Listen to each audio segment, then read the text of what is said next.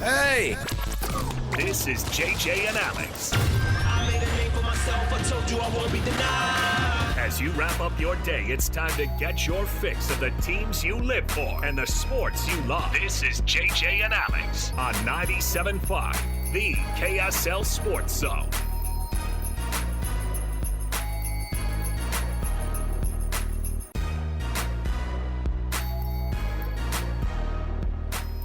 Happy Monday to you. Thanks for being a part of the program. Thanks for being a sports fan out there, everybody. Alex, Kirry, Jeremiah Jensen. You can, of course, join us online at the streaming situation at our KSL Sports YouTube page. You can also go to KSLSports.com and watch it there. You can listen to us all day long. You can also download the podcast wherever podcasts are found. Happy Monday. It was a tough week for the sports here in the state of Utah. Now, Utah State got the big W, though. They did. Was it 41-0 at the half? Oh, my gosh. I lost track. They scored so many points. It was 41-0 at the half. It was a pretty impressive performance. What I liked was... Obviously, the team they were playing is a little down right now. Wolfpack are struggling. Nevada might be the worst team in all of FBS football. Oh, well, UMass has something to say about that. Well, seriously. But what Utah State did to them was pretty impressive. So, for sure. They held it down. The rest of the state... Your Utah Jazz, Ugh. your Utah Mammoth, Ugh. double yuck. Ugh. BYU, Ugh. having it handed to them down in Lubbock. The defense was good, at least, I thought. For a minute. We'll get into that. Let's jump in, though. We got lots to talk about. I will say, though, our producer, Alex Napolis, and myself, we're on a collision course in this NFC West, my guy. Look at us. Look at us. Look at our teams. Look at you guys. Look at you guys. Look at our teams scoring in the 40s. You sure about that? You sure about that? You sure about that? Oh, what? Do you feel confident suddenly? Oh, yeah, man. Did you not see Matthew Stafford play last night? I did. What's wild see about Tom Brady saying, hey, you look good, man. You could play for another 7 years. Oh, I thought he was going to say, you could play for a team down in Las Vegas. In fact, this is an official offer. This official offer is a minority owner of the Las Vegas Raiders. I want to extend an invitation. This isn't tampering. This is just an offer. This is not tampering. We need you. But yes, there's a lot going on in the world of sports. We got lots to jump into. We've got tons to break down. And, man, it's getting dicey, JJ. This was happening last year. But now you add Utah into the mix of a Big 12 race that has gotten extremely crazy. Now with BYU taking that loss at Texas Tech this weekend, and not just taking a loss, not just taking an L, it's a capital L. It was not good for the Cougs. They looked very, very pedestrian down in Lubbock. Let's kick things off there with the cut right here, top of the program. Let's do it. It's time for the biggest story of the day. This is what made the cut with JJ and Alex on 97.5, the KSL Sports Zone. Impressions right off the bat, JJ. We make a point not to dive too far into this thing in our show prep because I like to get the fresh breakdown of what you saw in this game. I like to get the fresh breakdown of how this thing went for you. This was one of those games, and this happens periodically in the game of football, and exceptional coaches and really, really good teams are able to force this onto teams. Some teams do it a little bit to themselves. Some teams are just a victim of maybe some of the circumstance. I think all of it came into one place for BYU. Texas Tech was exceptional this weekend. They showed up to play hard. They showed up mentally. They showed up on both sides of the football, all three phases of the football. They were really, really good. And they weathered little miniature storms they had to get through. They controlled the ball. They controlled the tempo. They made sure that all the decisions that they made were the things that they wanted to see happen in the football game. And BYU didn't have the bounce that they've had on the ball before. They didn't have the execution like that they've had before. They had no idea how to come back on a team that was prepared as this Texas Tech team was. And when you have an extra 7 days on top of the other 7 days that you had, when you had almost 2 weeks to prep for this team, it becomes an extra bit of embarrassing. And so I think that BYU got shown that there is a lot that they need to have happen still growing up wise. But the thing that stood out to me the most was how little BYU was able to do on the offensive side of the football. And that includes even just being able to possess the ball. Not just the turnovers, but also just having the ball for more than 90 seconds at a time. You say that. Sorry to interrupt. No. BYU won the time of possession battle. Just because Texas Tech by just kept scoring and giving it back. seconds. Listen. Which, you're right. It felt like Texas Tech just dominated the whole game and had the ball the whole time. It's not true. BYU won time of possession. So it's crazy that that's how the perception was. It felt like that, right? Like every set of downs felt like... That tells you how dominant that defense was for Texas Tech. They were clunky. They looked really, really ragged around the offensive line part of the game. LJ Martin's health, say what you will about it. I have no idea where it sits currently. He did not look like the 100% guy, although that first carry goes for 12 yards and everyone went, hold on a minute. But when you see the pressure that D-line is able to put on a quarterback, and they didn't have the sack numbers that BYU did, certainly, but I would say that the things that they did, the stuff that David Bailey was able to do, the level of play that guy exerts, man, that guy is something else. And BYU's defense kept them in this thing for a minute. But when you have no ability to be able to answer or even move the ball down the field that much, then you're going to have a problem. You're going to have lots of problems. And Bear found out in a hurry, and I think the most freshman thing that we've seen him all year was in that moment in the fourth quarter when he tried to have that desperation semi-throw, actual fumble, backward throw fumble thing that he had at the end of the game, right? That looked sloppy, that looked nothing like the guy who was taking care of the football before. And I think it was a guy who found himself in a spot that he had never found himself all year, which was so far behind that there was no way to throw out of it, especially when the coverage was excellent, when balls are getting dropped, when all those things are happening on top of it. So that is one that you flush as a BYU football player, as a staff member, until a later date, by the way. You save it. You bag it up. Yeah. Okay? Bag up the thing that you flush so that you can come back and examine it later and go, that was terrible. Here's what... Did you just say... You don't like that metaphor? That metaphor... You don't like that metaphor? I can't move on. I can't just move on past the metaphor. Call your doctor. What? Call your doctor. All right. Bag up what you're going to flush and save it for later? Just to be able to re-examine the real Why would you examine that? I can't move on past your metaphor. You're going to the doctor, and they need a sample. Is this like a colon exam? What are we talking about It here? is. That's how deep this thing's going, man. Do you have to put something in a box and send it to Wisconsin? Yes. Oh, that'll boy. happen later. Oh. So that's what I want from this team. So that's what BYU's game is. There is some version. Yeah, there is some version. This segment Put it of in the a show box brought and to you send by. it to Wisconsin. This is a week though now that you are so glad that you have a team to prepare for right now, right? Oh man, that you have Texas Tech to be able to put up in front of you on the screen and just say, there's no reason to sit here and wallow in what just happened last weekend.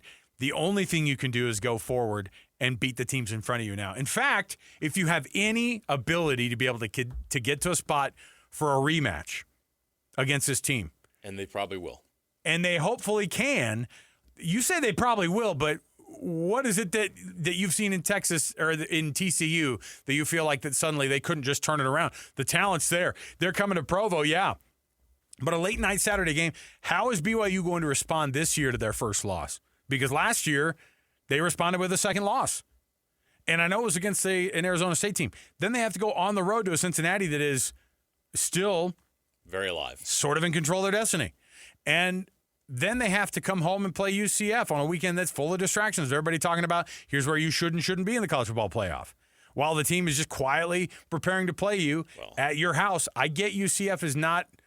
If we get to UCF and BYU's lost 2 in a row, then we're not even talking about the Pop-Tarts Bowl at that point. Oh, no. It's a what's below? No, the Alamo Bowl. No, Pop-Tarts Bowl. I still think it would be right there. It'd be right there in the thick of the hot. If they got 3 losses, they're in the middle of the pack, depending on how things shake out in the end. Because if they're losing to Cincinnati, you're talking Armed Forces Bowl. If they're losing to Cincinnati, the Bearcats might get to the Big 12 championship game. Crazy. So they have 1 loss. Remember, don't forget about Cincinnati. They are definitely, with BYU being where they're at, and with the things that have kind of happened with this one, I do love the awareness of Joey McGuire. And kudos to that Texas Tech team who showed up on Saturday. Everybody in that stadium was on the same page. The team, the fans, everything. And the band, it was all on the same page. And it was that they were going to be X amount better than the team that was in there. They were going to be this much better. Joey McGuire, who has turned a massive corner there at Texas Tech, obviously, with the help of boosters and with the help of being, I think, the type of coach we've seen out of him before, but he just hasn't had the talent there all the time. He brought this up after the game, and it was good self-awareness because you're not just fighting for yourself to get recognition. This is a conference that needs to grow up. And the way that you grow up is you put your elbows out and you say, we should be on this stage with everybody else. Here's what Joey McGuire said after the game about facing BYU and kind of about what going forward in the college football playoff looks like for this conference. I have so much respect for BYU. I do, man. They're I was really excited whenever they joined the Big 12 because I think that they carry a lot of weight and a lot of respect.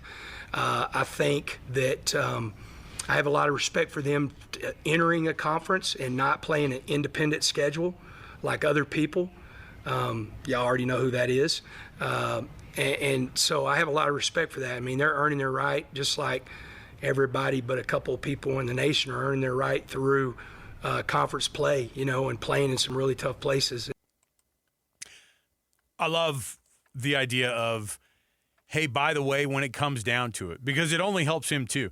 If BYU's resume gets neglected or it gets shot down by the committee, where they go, yeah, but then they lost that game against Texas Tech. Texas Tech is a top 5 team in this country. I don't think anybody who watched that game on Saturday looks and thinks, oh, well, they beat a team that's BYU that's not very good. That's not what we're looking at.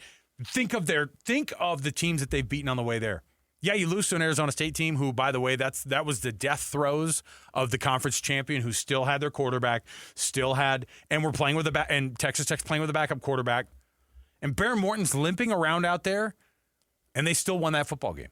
Like, when they went in at the half and Bear Morton was limping, there was that part of you that went, okay, hold on a minute. What's he going to do in the second half?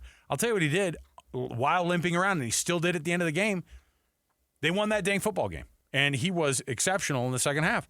And he really just took care of business with that ball. So the reason I like what Joey McGuire said is at some point it's going to come up. What has Utah done? What has BYU done? You see that there's going to be a conference champion, and probably it's going to be Texas Tech. But what about the other teams who lost to a number 5 Texas Tech team, just supposing they'll be right there? Then what does the conference look like? You cannot be, on a year that the ACC looks like absolute trash, and they are. And Notre Dame's schedule is flawed. You cannot afford to be just a one-bid league. 2, I think, is the minimum. I think you can make a case, and Utah fans know this too because we've watched this Utah team.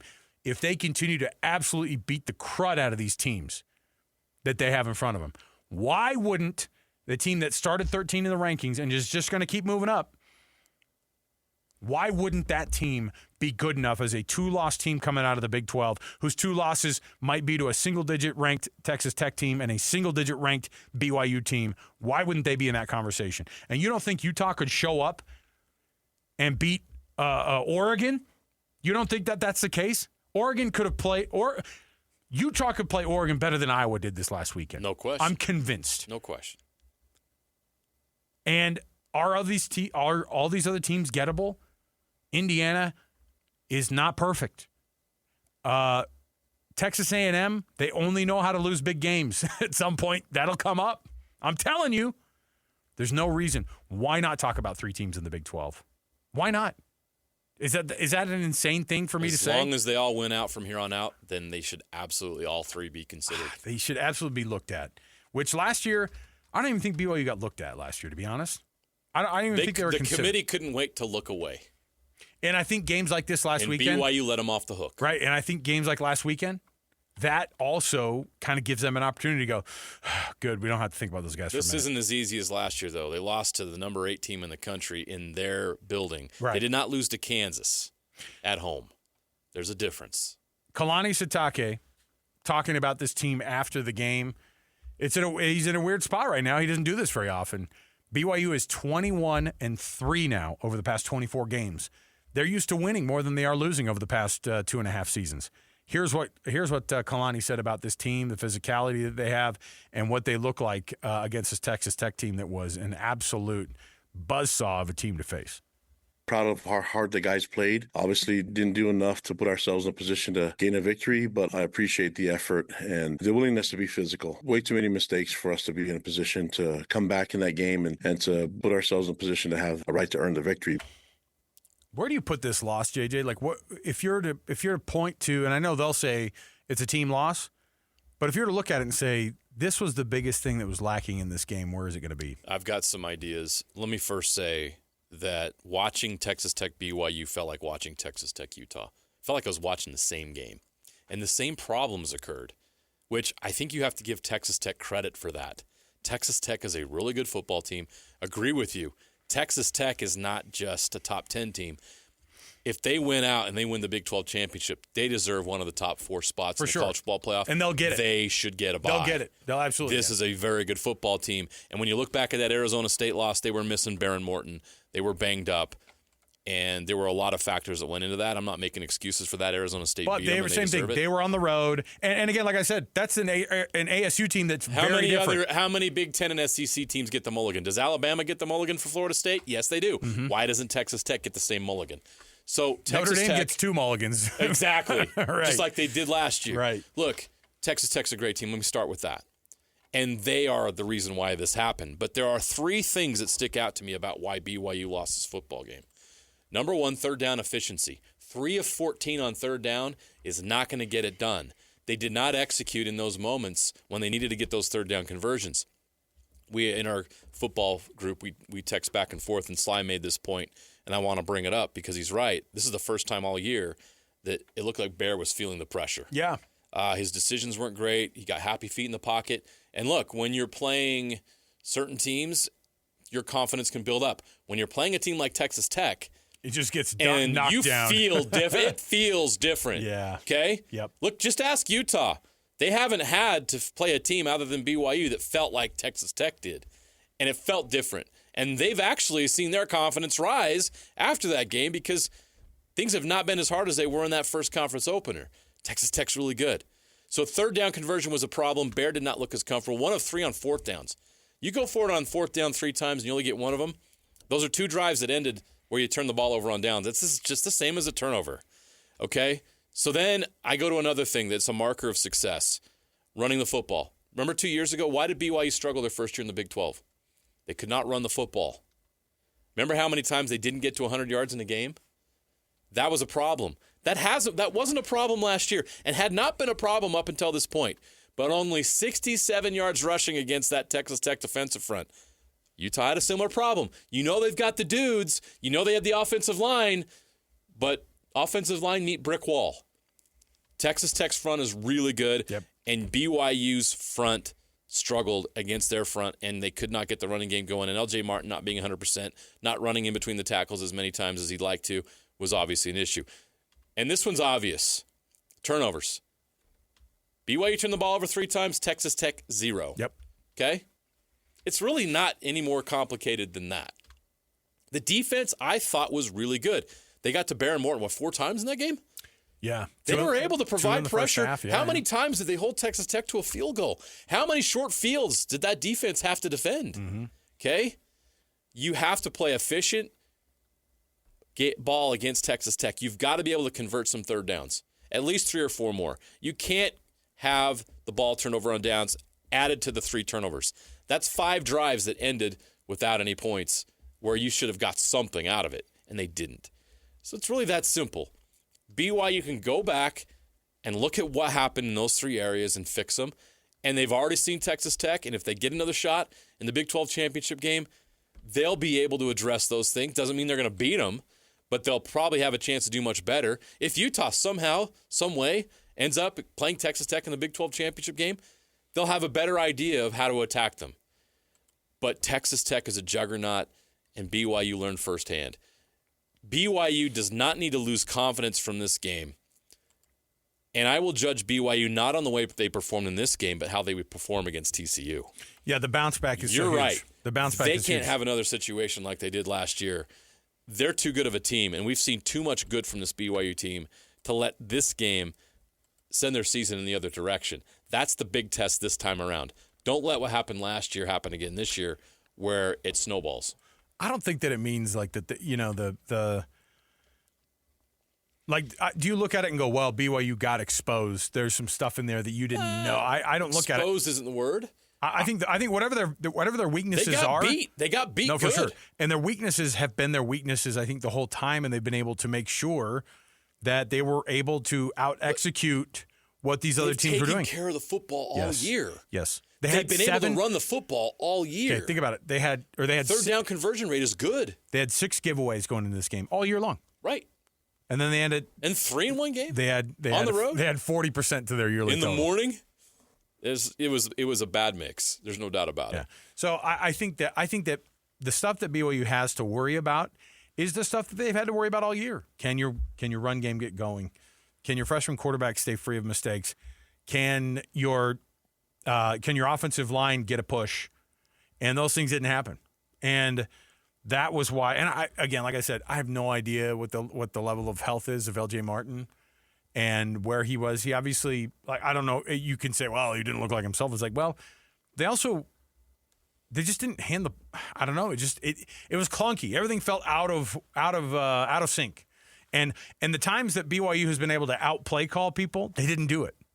A-Rod. Or they didn't execute it. A-Rod called the game that he called, and it looked weak. And it looked like it was a struggle. A lot of people have looked weak against Jacob Rodriguez and David Bailey. Those are all-American dudes. Are you not impressed with Jacob Rodriguez? We've seen him against Utah, seen him against BYU. That is an all-American.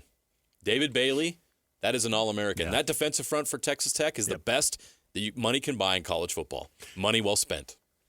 Here's Kalani after this one about using the loss as motivation going forward here with this team. I've said it before, to stay humble and stay hungry. Unfortunately, when you experience a loss like this, it makes it easier to be humble and hungry. And so we'll bank on that, and then we'll also bank on the opportunity that we can still learn from it, and that we can still play better football. I just did feel like we played our best, and that was the worst timing. So that's my job as a head coach, to get these guys better, playing at their best, try to get that done this week. No better way to stay hungry than not eat very well. Like, that's the thing, is all year long they go, oh, man, we got to stay humble and stay hungry. And it's like, yeah, but you're well fed right now, and it's hard to be humbled when you won 8 games in a row. Yeah. So it is. It's a good opportunity to see how the team's going to respond to this thing. There's enough people on this team, JJ, that weren't just a part of the team last year that watched that second loss sink their entire hopes and dreams of a crazy dream season. There's enough guys that are on that 2023 team who are like, man, we sucked back then. And that was only 2 years ago. Look how far we've come. We've made these adjustments.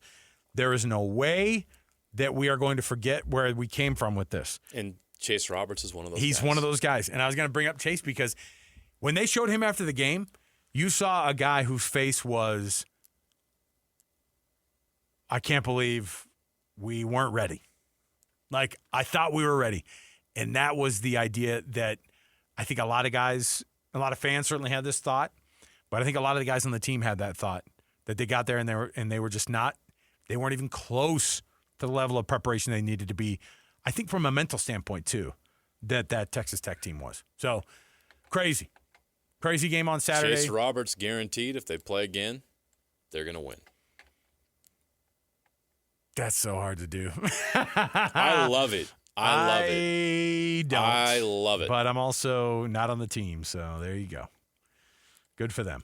You got to have that cockiness. kind of confidence. If you're going to beat Texas Tech, you have to have that kind of confidence. Why not? All right, let's take a break. We'll come back. We've got more to go. What is this, just beating ourselves up over the whole weekend at Utah Sports? Next, we're going to talk about being humbled this weekend, where the Utah Mammoth. We'll talk about that and much more. This portion of the show is always brought to you by the good folks at Trajan Wealth, TRAJAN Wealth, for all your trusted local needs in retirement. Got a big week in front of us. We've got all the teams. No more bye weeks, right? No more bye weeks, please. No more. Please. 3 straight weeks through Thanksgiving. Thank heavens. We are in the stretch run. We get actual football. Let's talk more when we come back here. We'll get to the Utah Mammoth next, right here at 97.5, the KSL Sports Zone. The exclusive home of the Utah Mammoth is on 97.5, the KSL Sports Zone.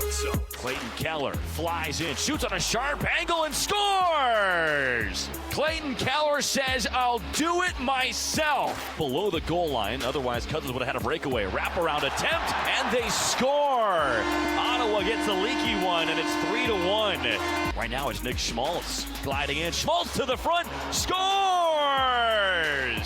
A highlight reel goal for Nick Schmaltz. Puck tipped on goal, and they score. Make it 8 of their last 9 for this line. And Michael Amadio has goals in 4 straight. You're locked into JJ and Alex on 97.5, the KSL Sports Zone.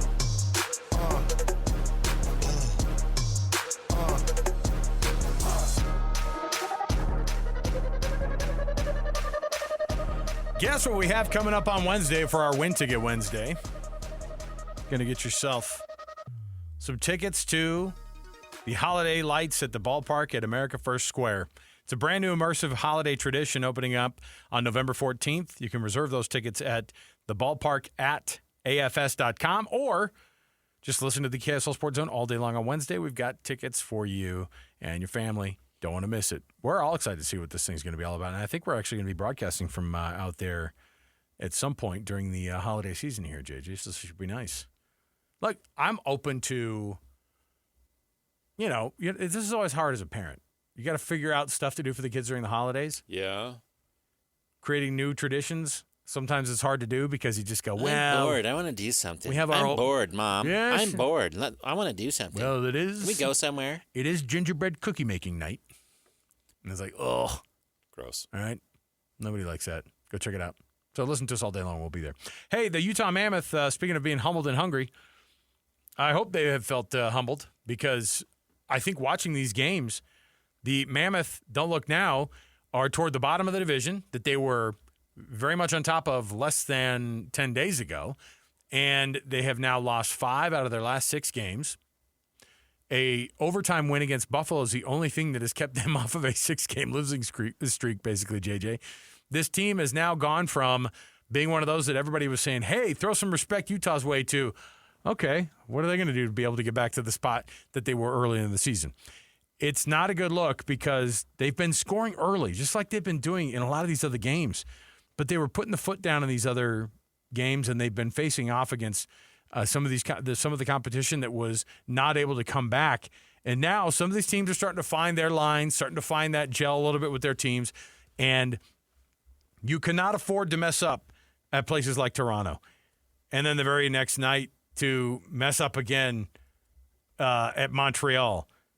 Or how about at Ottawa? Edmonton was also another place where it seemed like they keep it close for a minute, and then just a mountain of goals scored by the opposing team. 5 in a row in Edmonton. 4 in a row, I think, against Montreal. Yeah. They're giving up a lot of goals in quick succession. It also happens too, JJ, and my kids will point this out too. They go, why is it that every time the Mammoth score and get some advantage, they immediately give up another goal? Like right off the bat. Yeah. You know that the other team starts to come right at you. They reset their lines. They're back to their first or second line as soon as they come out of a break like that, out of a goal score. And, yeah, you've got one of your better teams on the ice as well, but they haven't been able to convert on penalty on the power plays. And they're even they just look all sorts of out of sorts. And so they've lost a lot of bad games recently. And I say bad because they're getting blown out. They score early and then they end up getting blown out, and they're not in any of these contests by the end of it. Yeah, they've lost 5 of their last 6, and in those 5 losses, these are the goals they've given up. 6 in Edmonton, 4 against Tampa here at home. At home, giving up Tampa 4 goals. 5 in Toronto, 6 in Montreal, 4 in Ottawa. You're not going to win a lot of games giving up that many goals. Nope. Even in the losses they had earlier in the year, they only gave up 3 to the Blackhawks, and 1 was an empty netter, 2 to the Avalanche. This team is starting to struggle defensively. They're struggling in between the pipes. And they're having flashes offensively, but they're not getting enough from their top players right now. And it's a bad combination, and it's led to this slide. And you can't afford these kind of slides in the NHL because before this stretch happened, they were right there. I think they were second in the Western Conference Yep. for points. Guess where they're at now? If the playoffs started today, Oh boy, this is today's edition. this is when the game if doesn't. the Stanley Cup This playoffs is when the started game today. isn't very fun to play. Yeah, let's hear it. Yeah, they're clinging to the last wild card spot, tied with the Kings at 18 points. So this is what happens when you go on a losing streak in the NHL. You pay a price, and right now this team has paid a price. Now the good thing is we've seen them, this same group, be able to win a bunch of games in a row, and hopefully they can flip things around and turn things around. But right now their power play is not good, and their defense is not good, and that is a bad combination. It doesn't lead to winning games. They're giving up too many goals, and I know that's a little simple thing to say, but you can't give up that many goals, especially on the road, and expect to win games. So they aren't looking particularly sharp. They've had a bad go. The swing through Canada was not fruitful, and it's just one of those things too where you go, okay, so then what do you do to reset? And in the NHL, just getting home sometimes isn't enough. You got to do a little bit more than that. And I think that losing to Ottawa last night was another. Well, one, the team looked extra tired, and this has been a long trip. I get it. You go through the entirety of Canada, and you got to play some of the best teams in the entire league, and they have some of the best players across the entire league. The Utah Mammoth are still new to this, being winning a lot of games right off the bat and going at it, and everybody's trying to put them in a spot to where they're supposed to be a little bit ahead of where. I keep referencing this, but Bill came on our show, Bill Armstrong, right before the season started, and says we're not a top 10 team yet. He was right. Yeah, right now they're not. And we're seeing that where there's this nice stretch of play. How do you follow it up? Well, you lose 5 of 6. That's the next step for this team. If they want to be a top 10 team in the league, like they looked like at the start of the year, there has to be more consistency, and consistency is a big issue for this team right now. So now what does it look like the rest of the way? Well, they come back home. They take on the Sabres on Wednesday. That's a winnable game. They host the Islanders on Friday. They go to Anaheim to take on the Ducks, and then they go to the Sharks. Those are also winnable games. All 4 have to be wins. Then they host a big one on November 20th. That's when the Golden Knights come to town for the first time this year.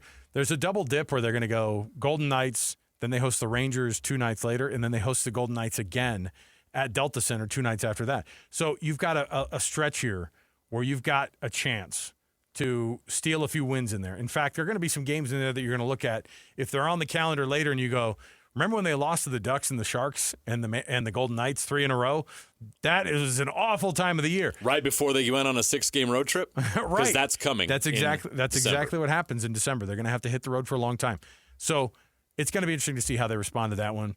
Love to see how the team does when they come back home to the friendly confines of Delta Center. We'll take a break. We'll come back. Before we do, I want to let you know when we return, we've got ourselves a couple things going on. All right. We've got our Weekend Warriors. We do have later in the program, you're going to have your Rocky Mountain Chevy Dealers play of the weekend, of course. If you heard it on DJ and PK, we'll be able to get you a W. We've got a Sucks to Be You. We've got people who it's awesome to be, the Weekend Warriors, coming up next. So stay here, 97.5, the KSL Sports Zone. Complete game coverage of the Cougars is right here on the KSL Sports Zone. The Cougars return home for a battle against TCU. Your home for the best coverage of Cougar football is right here on 97.5, the KSL Sports Zone. You're locked on to JJ and Alex on 97.5, the KSL Sports Zone. All right, everybody, welcome back. JJ and Alex, 97.5, the KSL Sports Zone. This is the classic rock song you're going with today? It's not a bad choice. Of all days? I'm hoping we give our proper due to the history. Look at him not trusting you. Why would I? It's 3:53 this in the is a afternoon. guy who wants to do whatever he wants. We got 3 more hours of radio. Willy-nilly will just be like, I've never heard of that song. I'm not playing it. Poo-poo your song, Kirry. Get out of here. Hey, by the way, speaking of poo-poo. They so poo-poo. Penn State and Michigan State are facing off this next weekend. You know what's at stake here? No thanks. The land-grant trophy. There's a Penn State Michigan State trophy? It's the land-grant colleges trophy. Come on. First played for against one another in 1955. These are the first, because these schools are both considered the, quote, first of the land-grant colleges. Talk about a lame choice of a trophy name. Hey, we won the land-grant trophy. By the way, they haven't actually played that many times. The all-time series is 19-18. Penn State used leading. to be independent. Right. You forget when they actually got together and played one another. They were the little one in the Big Ten. Remember they had to put the one in there? They had to always put Penn State was the 11th team. They were the Notre Dame of the Big Ten as Notre Dame is to the ACC. Yeah. Where they're like, hey, we're kind of like you guys. We want to totally play you guys, though. Like, don't ask us to play all the time. You know what's crazy? That Have you looked at the Big Ten standings? Well, this is what I was going to say. This is what's great about it. It's a crap trophy with two craptastic teams playing one another. The winner of this one gets their first conference win of the season. They're both 0-6. They're 0-6 in conference play. The mighty Penn State Nittany Lions and the Michigan State Spartans, who, by the way, not that long ago, in 2015, 10 years ago, they were in the college football playoff. When it was 4 teams. When Kirk Cousins was leading that team to a Big Ten championship. Right? Yeah. So these two teams are 0-6. Penn State was playing to go to the national championship game last year, and they have not won a game in conference play. Well, they got darn close against Indiana. Boy, I hate Kurt Signetti's little smug attitude, but when they asked him before the game, Indiana's never won here at State College. What are your thoughts? This team's never played here. And then just walks off. I hate that guy, but man, he says some of this. How can you hate a guy who's at Indiana winning games? He makes it possible. He's a disagreeable dude. He looks like a weirdo. If that guy can win in Indiana, he looks like he doesn't enjoy life that much. I don't know what to Penn tell State you. and Michigan State are 0-6. Like, he's doing something right, man. Well, the world has turned upside down with the NIL stuff. So there you go. That's what I'm just telling you. That was on the line this weekend. Big Time Weekend Warriors brought to you by the good folks at Gillette Heating and Air. Right now, get seasonal maintenance done on your furnace. Great time to do it. $59 for them to check that thing out. Make sure it's running tip-top for this the cooling down of our Utah winters. GilletteHVAC.com to make an appointment. GilletteHVAC.com. Hey, snuck in a couple folks on this Weekend Warriors that look pretty darn good. This old guy is on pace to maybe be this year's MVP, and it ain't no Aaron Rodgers. Matthew away from center. Play fakes. Rolls to his right. Stafford into daylight. Hits the sideline. Flips to the back. It's caught for a touchdown. Davis Allen open late. And that's career touchdown pass number 400 for Matthew Stafford. How many does he need to beat Tom? A lot. Another like 260 or whatever it is? He did something on Sunday that has never been done. What? It's just what? 3 straight games. Okay. 400-plus yards passing, no interceptions. Holy cow. That's never happened in league history. Not bad to have the people he's throwing to. Hey, but you know what? There are two 7-2 teams in the NFC West right now. Los Rams and my Seattle Seahawks. Opening drive by the Seahawks, play fake, and Darnold's going to roll left. Has time. Going to let it fly. Got a man deep. Reaching up. Touchdown! Seahawks! And guess who? Jackson Smith and Jigba with the touchdown reception. Tightly covered, but dropping that baby in the bucket. Sam Darnold from 43 out. The Hawks up 6-0. It's quickly 21-0 thanks to a scoop and score, and then later they get another scoop and score on defense. Same 2 guys. Same exact play, just on the reverse side of the field. They look the exact same. One was in the first quarter, one was in the second quarter. It was like deja vu, but reverse. How about this one for a local guy getting a nice couple touches? His team didn't win, but he had a nice day. Algier in the backfield. Handoff to Algier left. Algier goes down, and he's over the goal line for the touchdown. Tyler Algier with his second rushing touchdown of the game, and that will give the Falcons the lead. He's not bad. No, he's not. He's a big dude to try to bring down. He is. The Falcons special. are bad, though. They can't figure themselves out. They There's a lot of talent. They are so on that team. talented. It's Drake so London weird. is elite. Bijan Robinson is elite. I think Michael Penix Jr. is like turned quite a corner. I think he plays well. They're just so inconsistent. They beat the Bills. Like, they really beat them good. Of course, the Dolphins beat the Bills this weekend, too. Speaking of inconsistency. Boo. But The Falcons feel like they're underachieving, and I actually think their coach is great. I like Raheem Morris. I can't figure out why the Falcons suck. They can't either. They cannot either. How about this guy having himself a game, having himself a catch, having himself maybe the most looked at and re-looked at replay of the entire college football season? It happened this weekend in State College, Pennsylvania, and it happened to be the Indiana Hoosiers and Omar Cooper. EJ and Omar both far side, Becker near side, Mendoza in the backfield, back to throw, pressure comes again, throws it to the end zone, and the catch is made. Is it a touchdown? Touchdown! Unbelievable!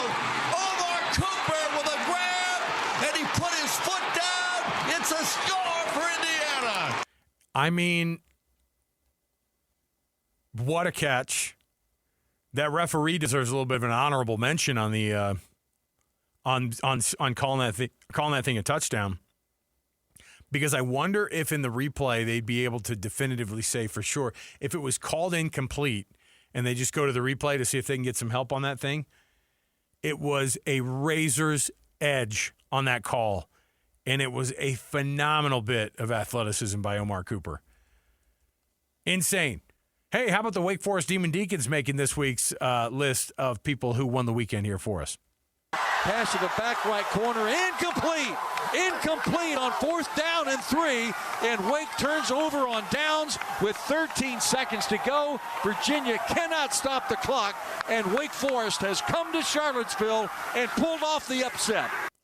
Hey, ACC, just checking in on you guys, seeing if anybody's ready to go to the college football playoff this year. I guess technically you got to get somebody in, but it's not going to be pretty. It's not going to be pretty at all. Louisville lost. Your best team lost to Wake Forest. Virginia lost. Yeah, the highest ranked team. They might be. Where are they going to be? Oh my goodness, is the ACC going to be even going to have maybe just one, like a top 20 team? Is that going to be it? They still have Georgia Tech with 1 loss. And Georgia Tech was what, 18th in the first round of rankings, or 17th? And then they had a bye this week, so they didn't do anything. So they might be the highest ranked, and they'll be like 16th or 15th. So Georgia Tech was 17th in the last college football playoff rankings. Miami was 18. I imagine Virginia and Louisville dropped below them. Yeah. How are those teams moving up? I don't know. There's nowhere to move up. But it is craptastic, the ACC. Congrats. Good job. All right, we'll take a break. We'll come back. We've got our full reactions from Week 11 of the college football season, not just the college football playoff winners and losers, but also what the chaos is going to be when these rankings, of course, come out tomorrow night. Don't you love how irrelevant the AP poll comes out and you go, don't care. Thank you for your effort. I'm so glad you stayed up late to watch those games to throw your vote in. Don't care anymore, AP voters. You did sort of your job earlier this year, but we'll talk about what the rankings are going to look like and what we suppose might happen this next round of college football playoff rankings coming tomorrow night. Stay here with us. More to go, 97.5 EKSL Sports Zone. Nobody gets you ready for Utah football more than the KSL Sports Zone. Ready? Kyle Whittingham and the Utes hit the road to Waco for a showdown against Baylor. Your home for the best coverage of Utah football is right here on 97.5, the KSL Sports Zone.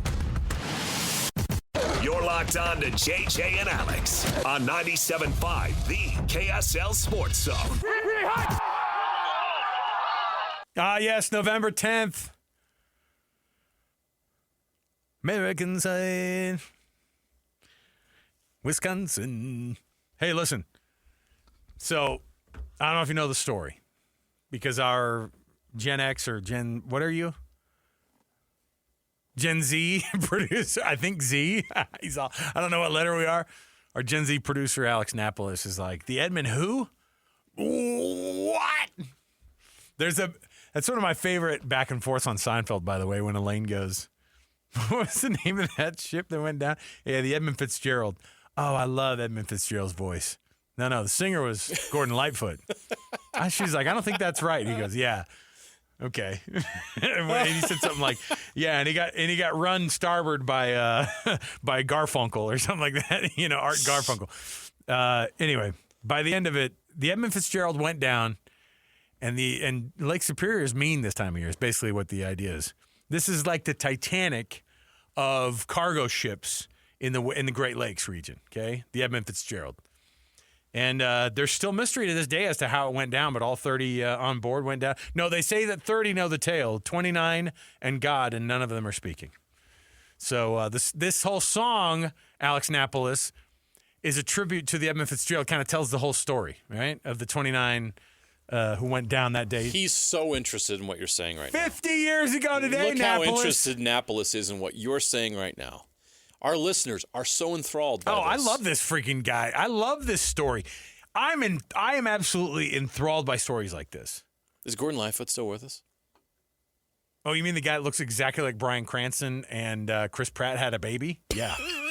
Look at a picture of Gordon Lightfoot. You think he's still with us? Oh, he's no longer with us? He's gone down with the. Well, then he knows the story too. Then the Edmund Fitzgerald. Yeah. Okay, what he happened? passed away in 2023. Oh, 23. Yeah. Jeez. Canada still mourns the loss of one of their great singer-songwriters. Yeah, Gordon listen. Lightfoot. So Napolis, just so you know, I mean, it's crazy. You know what his name? He was Canada's Bard. Oh, it was. That's his name. Gordon Lightfoot is that's a classic name. He's a poet. Yeah, the Edmund Fitzgerald went down 50 years ago today in Lake Superior. And that's a lake that the locals call Get Your Goomy. So there you go. I like being able to teach our producer some of these history lessons. You know what I mean? It's important that the younger generation learns these things. Tomorrow's Veterans Day. You need me to explain that to you too? Freaking grow up, man. Just for that, you don't get tomorrow off. Oh yeah, we were going to give you tomorrow off for Veterans Day, but you didn't know it was even coming, all right? Welcome back to the program. JJ and Alex, 97.5 the KSL Sports Zone. Yes, 50 years ago, the Edmund Fitzgerald went down in Lake Superior. May they all rest, all right? JJ, let's kick off the hours we always do with the cut. Let's jump in right here. It's time for the biggest story of the day. This is what made the cut with JJ and Alex on 97.5 the KSL Sports Zone. All right, Doug Smith brings you this portion of the program. Incredible selection of Kia, Subaru, Chevy, Jeep, Dodge, or Ram. All, of course, in the American Fork, Spanish Fork, and Linden locations of the Doug Smith dealerships. Nobody knows cars like Doug, so check it out. Let me see here. This weekend in college football, it's just the stakes keep getting higher and higher. And if you're to look at kind of how this thing is shaking out, watching how teams and how conferences, I'm telling you, the bad teams get good this time of year, right? We've seen it happen a bunch. The bad teams get good this time of year. They show up to play their opponents hardcore because they can ruin conference opponents' weeks or seasons, rather, right? This is something that BYU could fall susceptible to. Utah has no room for error anymore the rest of the way as they go along. And every team that they face is a conference opponent that can on any given Saturday show up and go, you thought you could just roll past us, right? Ask BYU about Kansas last year. Ask every other team at the top of the league last year about Kansas this time of year. They wrecked a lot of people's They hopes. did. They're like the Gales of November on Lake Superior. Yep. See what I did there? We'll call back to the old Edmund Fitzgerald. Well done. Okay. And this is the time of year they like to pop up. They love to be able to ruin seasons for teams because their season is essentially over. But they also have bowl games that are on the line, teams that they have to, or guys that they want to be able to keep around. If your team is by far done, or more importantly, JJ, and an even more kind of strange twist to all this, guys want to put nice tape together for when in a month from now they're able to hit the transfer portal. Yes. Isn't that a weird thought? That They're playing for their next school. They're playing to put tape together. You know what? If that makes college football better, great. So be it. If parity gets better this time of year because there are a bunch of guys. I want carnage. I want chaos. I love it. I want some kid to be so upset about playing at the school that he's at that he plays his heart out. I want Pitt to beat Notre Dame in a couple weeks. Oh, my goodness. I want chaos. Give it to me. So college football right now, Texas A&M, boy, they look legit. Indiana, of course, I thought that they were done for. When that last touchdown by Penn State was scored, I thought, this is how it works. This is how it works. Why would you absolutely sleep on a team in State College, Pennsylvania? Why would you sleep on Penn State? They have all the same talent, minus, an injured quarterback and a couple of guys here and there. They're playing for pride at this point.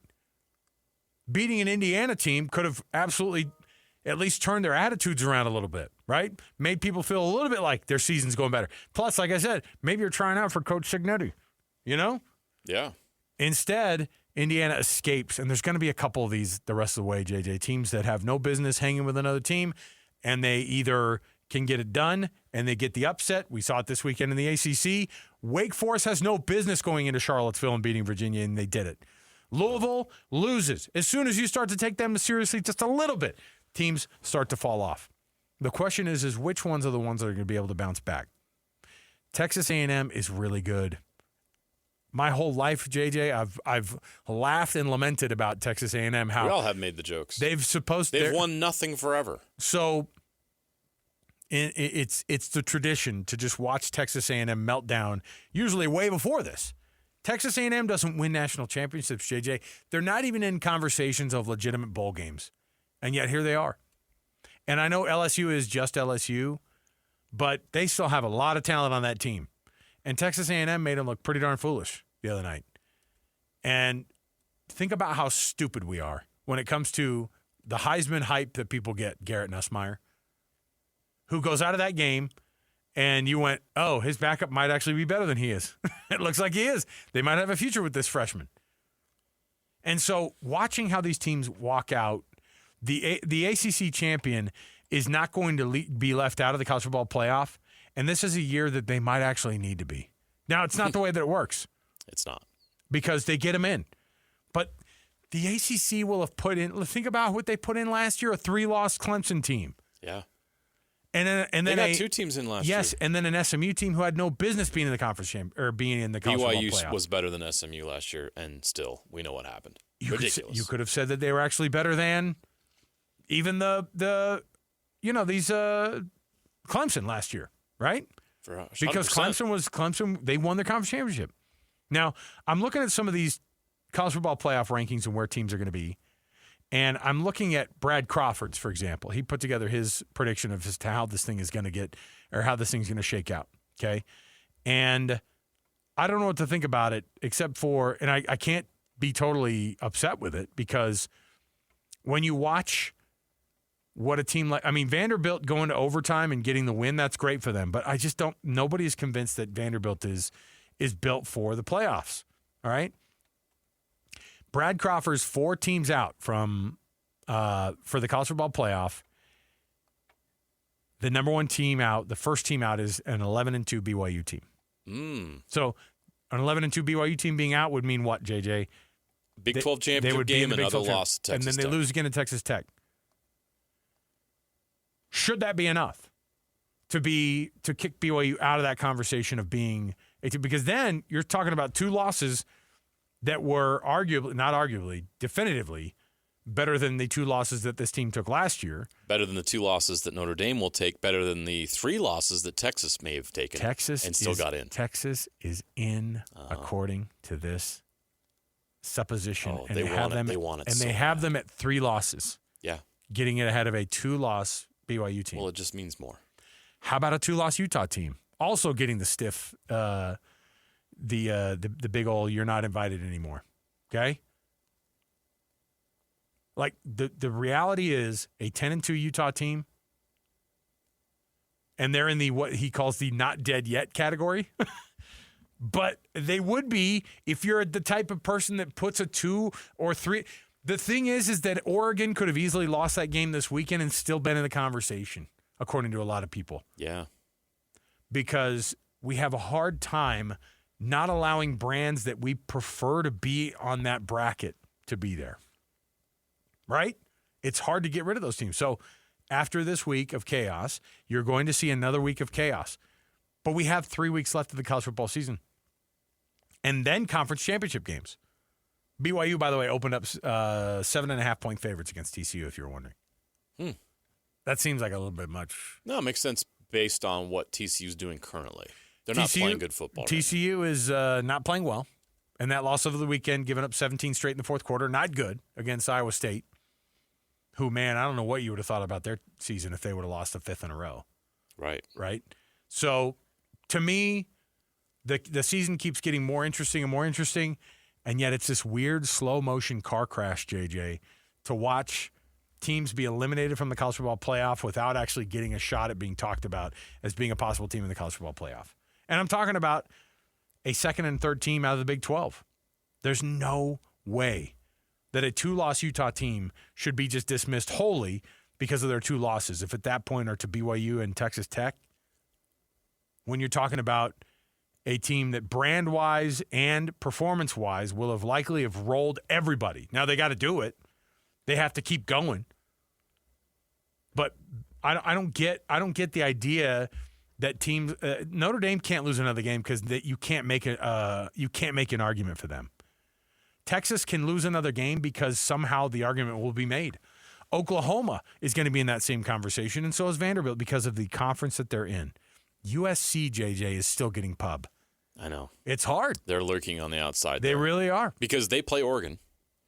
And if they beat Oregon, everybody around the country is going to make the case, oh, well, I guess the big team, the third team has stepped up in the Big Ten. And that's hard. And it's going to be USC. And then they vault USC up because they beat Oregon. Yeah. It just feels like they're waiting for some of these things to shake out. And it's not like, okay, well, Utah's at 13, so naturally if somebody in front of them loses, they move up. That's not actually the case. So you look at Oklahoma's schedule. They're at Alabama this weekend. They home against Missouri, LSU. They should probably take that third L, right? Does that eliminate them from the college football playoff? It should. It probably won't. It really should. But what I see shaking out is, if Oregon is able to survive, then the Big Ten would get their 3, which is Ohio State, Ohio State, Indiana, and Oregon. And I think the Big Ten would be ticked off they didn't get a 4th. But there's no case for a 4th if Oregon wins out because USC would take another L. The SEC could possibly most likely have 5 in the playoff. 5 SEC teams are on track to make the playoff. Who are those teams? Texas A&M, Alabama, Georgia, and Ole Miss. 3 through 6 are all SEC teams. Who's the 5th? It's Texas. Everybody in that committee room, the media, all these people want Texas to be that team. You heard. They want Arch Manning in the playoff. They want Texas in the playoff. Why? And they're one spot away. They're 11th right now. Remember, an ACC team is going to be in and a group of 5. So basically, the top 10 as we see it right now is who's going to get in, unless there's an upset in a Big 12 championship game or whatever. Currently, BYU is in that mix. Tomorrow, we'll see where BYU lands. If BYU falls out of that top 10, Cougar fans start to get nervous. And they should. History shows you that they would likely. Will they drop BYU below Texas tomorrow night? But if they lose to Texas, does it matter how they lose that game, by the way? Are we not having enough of a discussion about, and it's so stupid to have this weird. Alabama got not just barely beat. Alabama got handled by Florida State. But it was happening ages ago. It was ages ago, JJ, and they've grown up and they've learned so much since then. Sure. And they wrote that letter about how sorry they were for losing that game. It feels like they were you feel like you have to make a case in front of the judge, or like you're trying to get a scholarship at a school. Here are some of the awesome things that I did, and you have to make this stupid case for yourself. Yeah. When the reality is we know if you're good or not, but you might see some other people get put ahead of you because they know a guy in the admissions office. You know what I mean? That's what it feels like. It feels like that way because the reality is, do they have to do something even? What does BYU have to do in a game, in a conference championship game in Arlington against Texas Tech? Win. That's it? Yes. Because Texas Tech would probably get in, right?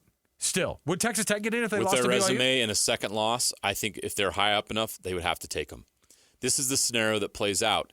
If Texas Tech wins out but loses to BYU in the Big 12 championship game, you'd probably have a 1-loss BYU, a 2-loss Texas Tech, and a 2-loss Utah, all with a very good case to make the college football playoff. Now, does Texas take that 4th L? Because Texas, I love how you have to negotiate a 4th loss for a team in the SEC. The narrative is already forming. Stupid. The narrative is already forming, and plenty of national writers have already said this. If Texas Tech, look at their schedule. If Texas beats Georgia on the road, Or, not an and, but an or. Or if they beat Texas A&M at home in the final week of the season and over Thanksgiving weekend, they'd only have 3 losses. So Texas has to go to Georgia. They host Texas A&M. And they have Arkansas in between. Okay. But with the 3 losses plus a win over either Texas A&M or Georgia, the resume states that Texas would be in. The SEC would get their 5th team. Wouldn't it be fun if they beat Georgia, lose to Arkansas, and then beat Texas A&M? And then we all have to look at each other and go, what do you do with these freaking guys? If you're the Big 12, you are rooting for a Notre Dame loss to Pitt. And a 4th loss for Texas. A 4th loss for Texas. That is so dumb that you have to negotiate a 4th loss for Texas. A 3rd loss for Oklahoma because Oklahoma does not have the schedule. Look how stupid we are. Unless Oklahoma wins at Alabama this weekend. Look how dumb we are. We allow other people to make these decisions, and then they go. And then they have the freaking guts to tell us, we re-rank all these at the beginning of every week, y'all. No, you don't. That would be impossible because you'd go, oh, how many losses do they have? Oh, they're out. Oh, okay. Well, if that's the case, then Oregon should drop. I know because they would do it. That was whatever that was a turd. It was an 18-16 win Gross. over Iowa, thanks to a safety by the stupid punter, who usually wins games for Iowa. But it was not a good. I didn't like it at all. It was not good. And yet Dan Lanning escapes again. And that's fine. I think Oregon's a good team. If they went out, put them in there. A 2-loss Big Ten team, put them in there. But don't put a 3-loss SEC team in there who's been absolute they've already trash. warned us about it. They already told us. I love how you're all, now look, you're hoping for a Texas 4th loss. And you know what? Let's just make it an even 5. Just lose the rest of your games in your schedule. Then we know for sure the committee can't put you in. That's where we're at about talking about the stupid SEC.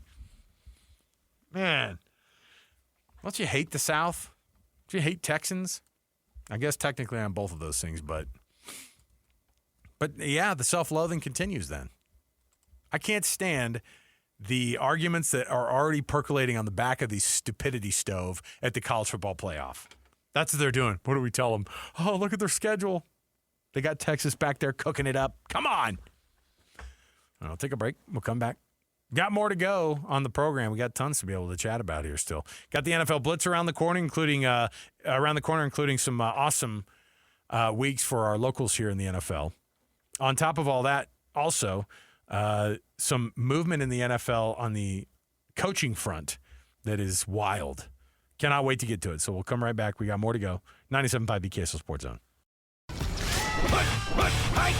All the latest news and notes from the league and the locals in the NFL. JJ and Alex bring you the NFL Blitz on 97.5, the KSL Sports Zone. All right, welcome back, everybody.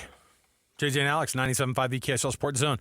You can nominate the youth sports volunteer that you know for the Hercules Hero of the Week program. Just submit that nomination at kslsports.com/contest, and then listen every Thursday.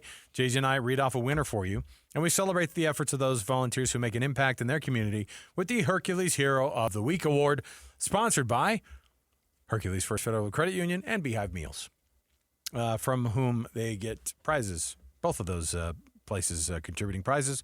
We love their participation in this whole thing. That music, of course, means one thing. Let's go over first the awesome locals in the NFL, JJ, who it just seems week after week, all these folks who you knew and who prepped here or went to college here, even walked through the state at some point as a 14-year-old. We'll let that also slide as a local in the NFL. If you transferred into Orem for a semester to play football, you're a local in the NFL. No, I'm just kidding. We don't do that. But the guys you know and love that went to an in-state school or grew up here playing high school football, like Caden Ellis, for example. Obviously the son of Luther Ellis, the legend. But he was a skinny quarterback at Judge Memorial back when I covered him in high school. And now look at him. He's a freak defensive end in the NFL. And he had a great game for the Falcons. 6 total tackles, a sack, a tackle for loss. Broke up a key pass late in the game. Falcons didn't get the win, but Caden Ellis has been one of the best defensive players this year. And Tyler Algier on the other side for BYU. We all know his story. Mm-hmm. He set a new career high for touchdowns in a game with 2. 11 carries for 57 yards in that game in Berlin, where the Falcons came up short. We continue to watch Jackson Dart play really well, although and I don't know how much this factored into Daboll's dismissal, but this is the second time this year that Jackson Dart had to go into the tent, and this time he didn't come back in the game. Oof. You've got him, and this is Jackson Darts. This is a compliment to Jackson. He's just such a great athlete and so versatile. His ability to run is just, he's too effective at it to tell him not to do it, because it's one of the things that makes him great. But his passing's getting better. He's 19 of 29. I think 242 yards in that game was the most he's had this season as a pro.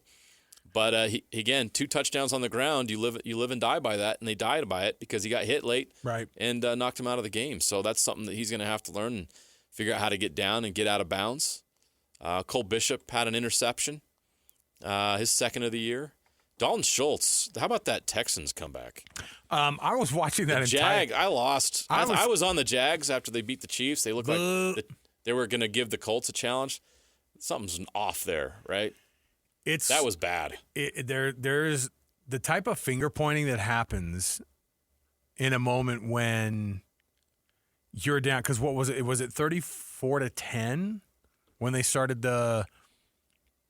Or what was it at the beginning of the fourth quarter? It wasn't 34 because that's it wasn't where. 34. No, it was 29-10. 29-10. Yeah. Yes, that's correct. 29-10, and we're watching this thing, and my son and I are watching it, and it was kind of like, you sit up a little bit and go, "Ooh, that's kind of fun." Hold on a minute. And then when Davis Mills runs that touchdown in, yeah, you heard me freaking right. Davis Mills? When Davis Mills runs that touchdown in, and they make it 20. Did they make it 29-29 with that? Yeah. And so they end up, it's tied, and you're like, holy cow, what is going to happen here?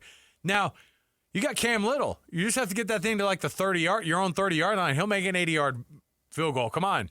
Give the guy a shot. There was that little part of me that was like. Well, they got to 30-29. I should correct that. 30-29. They took the lead on that, and then the Jags had 30 seconds left. So they have 30 seconds left, and they legitimately start kind of marching a little bit. And really, you have the best kicker, arguably, in the history of the game because he owns the record that he put a week ago through the uprights.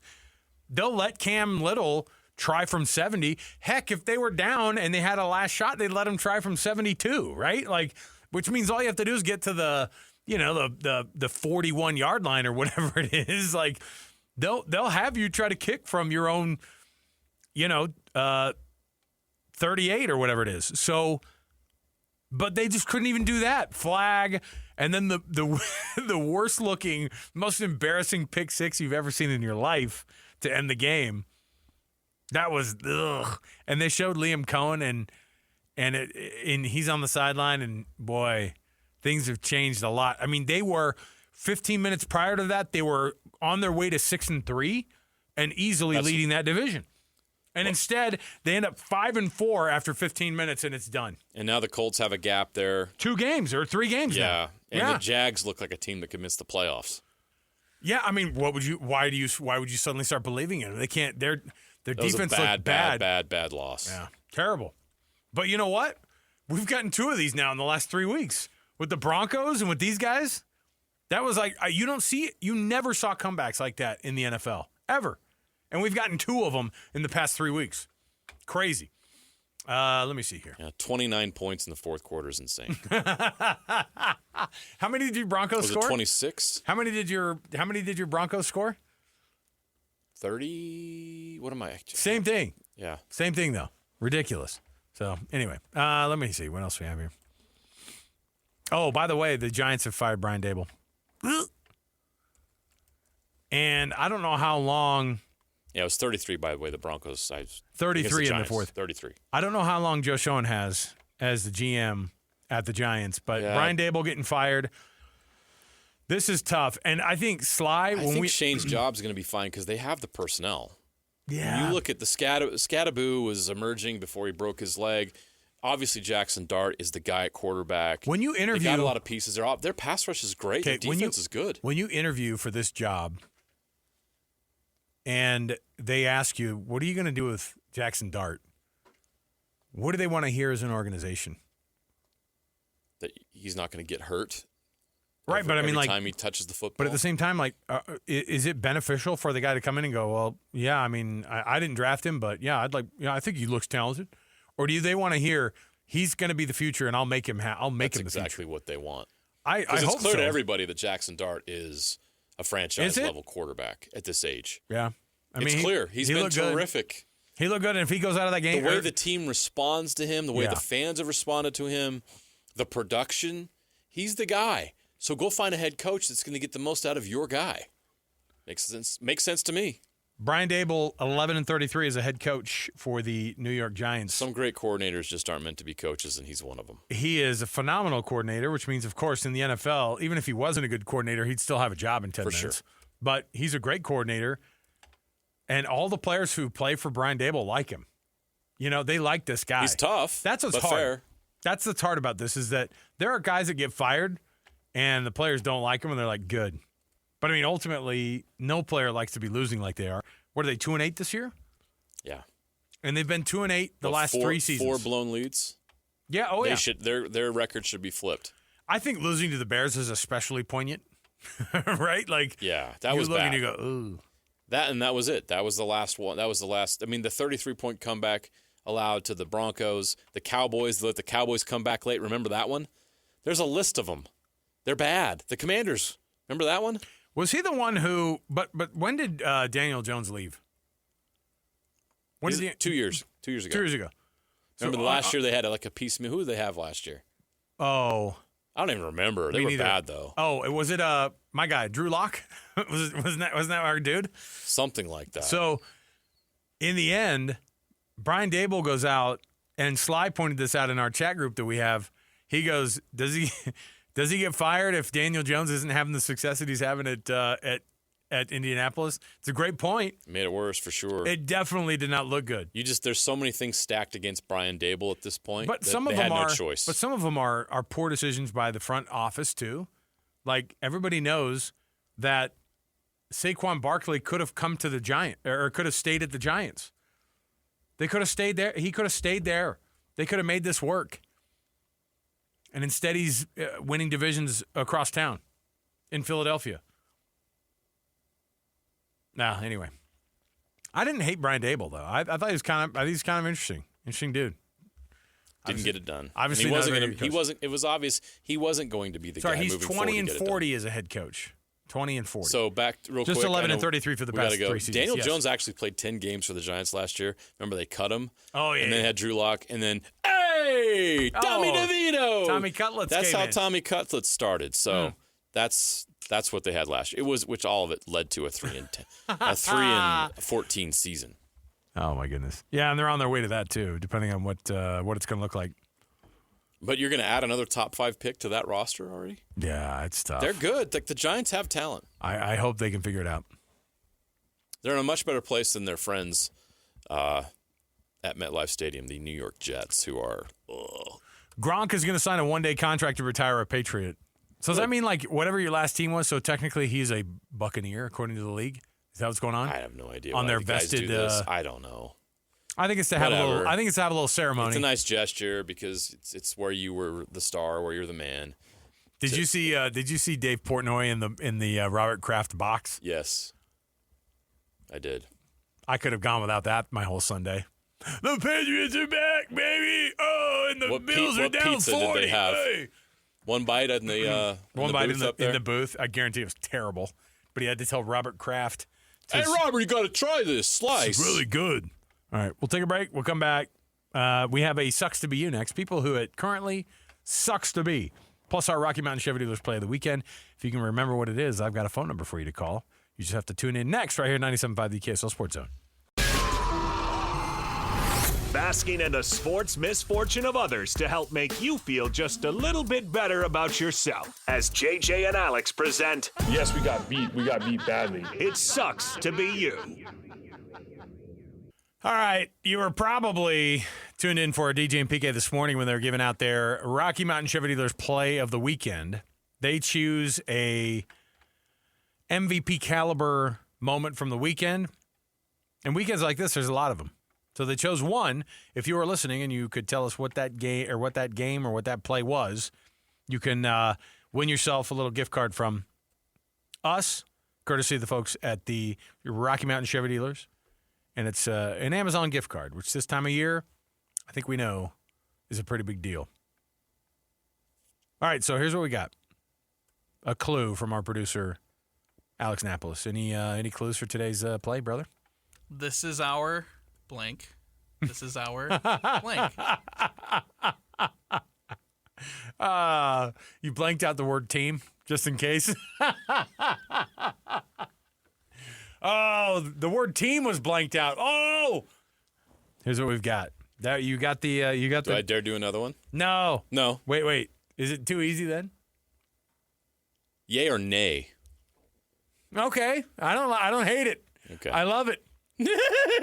Oh my gosh. No, that one we didn't need at all. Did we tell people to try to hurt Aaron Rodgers? 801-575-ZONE. That's 801-575-ZONE. 801-575-9663. Tell us what the Rocky Mountain Chevy Dealers play of the weekend was. You get yourself a prize, courtesy of the Rocky Mountain Chevy Dealers, America's fastest growing full line brand. All right. 801-575-ZONE. All right. Sucks to be these people. Sucks to be the entire ACC. How about Louisville going down? How about Virginia going down? Sucks to be you. Really sucks to be TCU, who was up 17-3 at the start of that fourth quarter against Iowa State. TCU has gone a weird direction this year, and it's not in the direction of winning.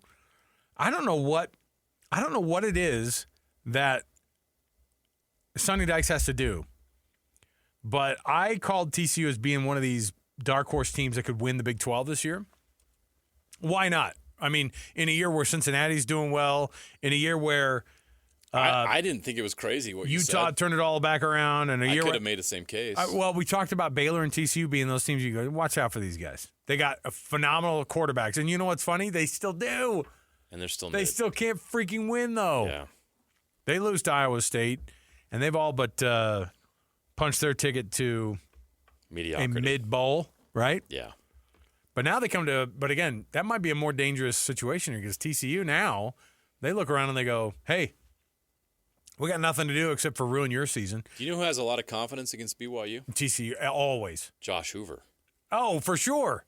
For sure. That guy put up, as a freshman, he put up 400-something yards against him. Beat him 44-11. I know it's a different BYU team, but he's not going to come in here feeling like he can't win that game. Yeah. Because we'll he's see. done it before. Sucks to be the Big Ten who can't figure out how to police their own referees and uniform botches, and they say that USC should have been penalized for their fake punt that they pulled against who they played a bad team. Who did they pull a fake punt against on? Gosh darn it! Oh, it was against Northwestern. Yeah, Northwestern. Sorry, on a Friday night. But I think I think the game was 17-17 at that point. Yeah, which was kind of interesting. They won 38-17, but it was close. Yeah, so it was close at one point. But they had their third string quarterback wear the punter's jersey. That's right.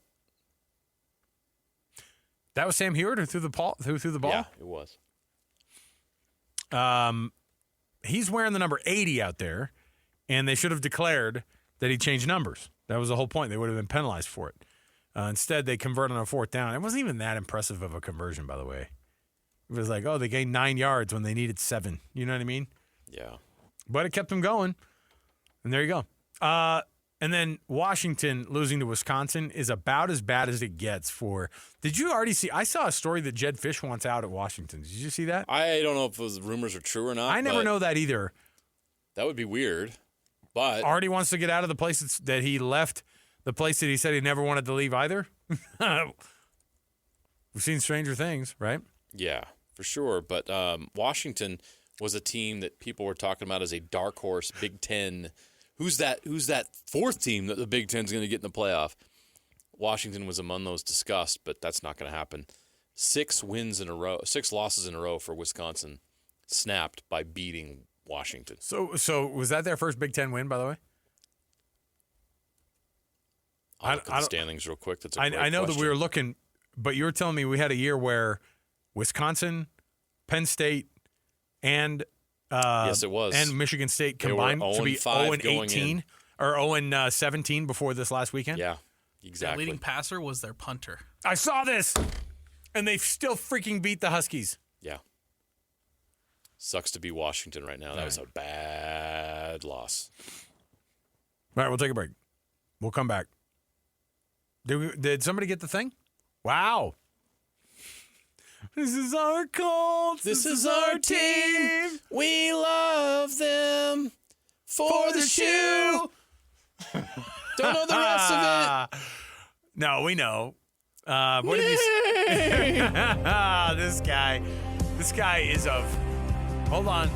This is our Colts. This is our team. Okay, do the little thing. Boom. Got it. This is our Okay, Colts. do the heart. Whether win or lose, We love you. we love them. For the shoe, beat the Titans. Hey, Cam Ward. Woo! This is our team. Go Colts.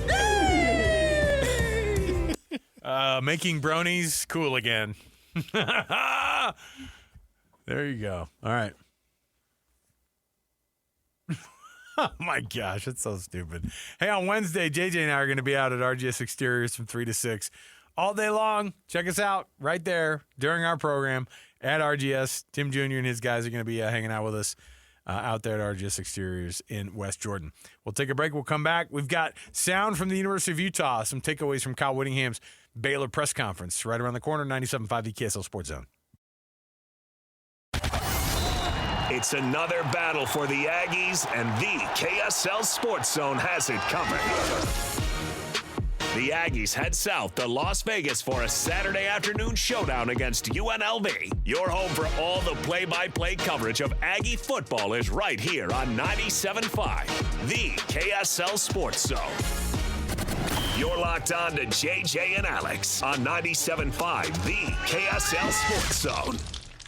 Legend has it that Eddie Vedder wrote this song about the Edmund Fitzgerald. I thought he was Edmund Fitzgerald. Yeah, he was, and that's right. I thought that was the name of the. I thought that was the name of the ship. Was the Gordon Lightfoot? No. Yeah, he was rammed by the Cat Stevens. Classic Seinfeld. All right, welcome back to the program. Thanks for being with us on the show, by the way. Yeah, 50th anniversary. We're celebrating it. Do we celebrate it? Do we lament it? I don't know what it is. 50th anniversary of the Edmund Fitzgerald going down on Lake Superior today. And our producer, Alex Sinopoulos, found out about it. Yeah, 30. 29. Oh, my gosh. The bell it chimed on 29 times. All 29 crew members. Well, yeah. Otherwise, we wouldn't have known what had happened. They say they may have hit shoal on the near one of the small islands there during one of the storms. So, but we'll never know. Never know. It's one of those things that you'll never know. No bodies were ever recovered. Sad. I'll tell you right now. Broken into two pieces. I'm telling you, the Great Lakes are scary as heck. They are. Well, you consider the weather conditions you can get there with the winds and the snow and. You mean the gales of November come early? There you go. Yeah. All right. Let's jump in here. Top of the program. Welcome into the show. Thanks for being with us. We've got stuff to talk about with Utah. Yes, the bye week is over. Thank heavens. We hate bye weeks this time of year. We want everybody playing football, and they are. Bye. They're going to now. Everybody gets to play now, all the way through. Got to finish strong. How are you going to do it? Well, Kyle Whittingham had some things to say. But let's get things kicked off here with his weekly press conference and jump in with the cut. It's time for the biggest story of the day. This is what made the cut with JJ and Alex on 97.5, the KSL Sports Zone. Trajan Wealth brings you this portion of the program. Your local trusted financial fiduciaries, 801-899-7600, or visit them at their website, trajanwealth.com. Utah hits the road after the bye week. They go down to Baylor, take on the Baylor Bears down in Waco at McLean Stadium.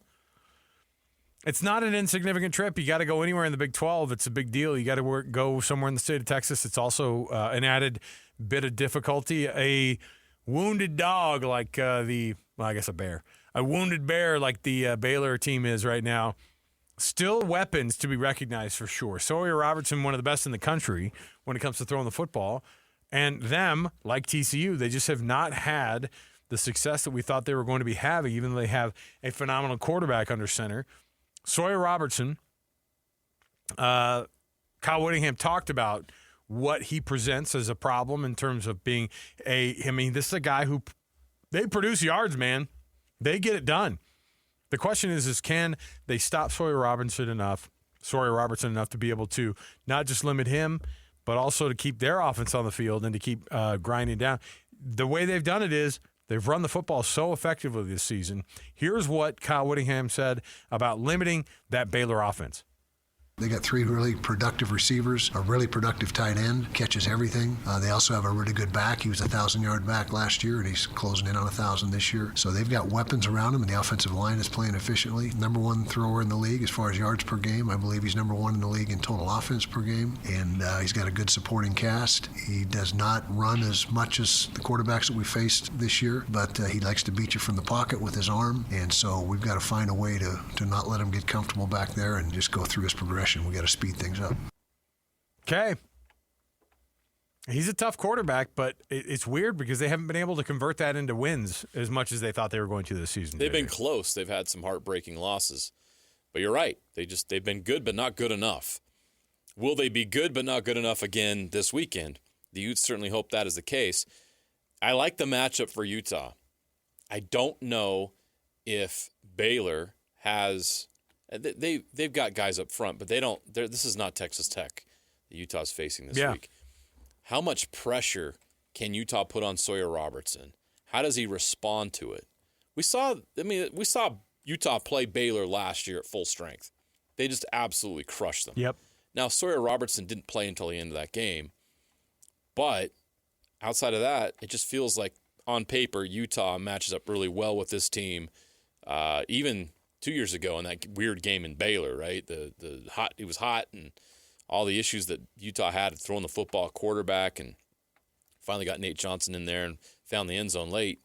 And there was a Cole Bishop interception, I believe, if I remember correctly. They found a way to win that game. Baylor just doesn't have enough horses. Like he mentioned some of these guys, like Bryson Washington at running back. 4.8 yards per carry, 624 yards on the year, 6 touchdowns. Michael Trigg, the tight end, 40 catches, 607 yards, 6 touchdowns. But this is not Texas Tech. Utah should be able to go down there and take care of business, especially with the way that Utah's playing right now. Does Baylor have a defense that can contain what Utah's doing offensively? We've only seen 2 teams on the schedule this year that could, and those 2 teams are in the top 10 in the country, BYU and Texas Tech. I don't know if Baylor's ready for that either. I like the matchup. I think Utah has no trouble going down there and winning. I know anytime this time of year, nothing's you can't take anything for granted, but I know it's on the road, blah, blah, blah. I just feel like Utah, the way they're playing right now, shouldn't have any trouble. For Utah, I think they need to go down and not just win, but they need style points. Based on what they're trying to accomplish and what they're in play for right now at number 13 in the college football playoff. Yeah.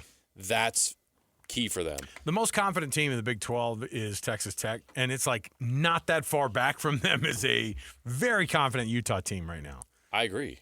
And that's a scary prospect for other teams. And honestly, there's so much that your team can get done with the confidence level, right? Like that type of when you hit the road with that kind of confidence, it's a great place to be in.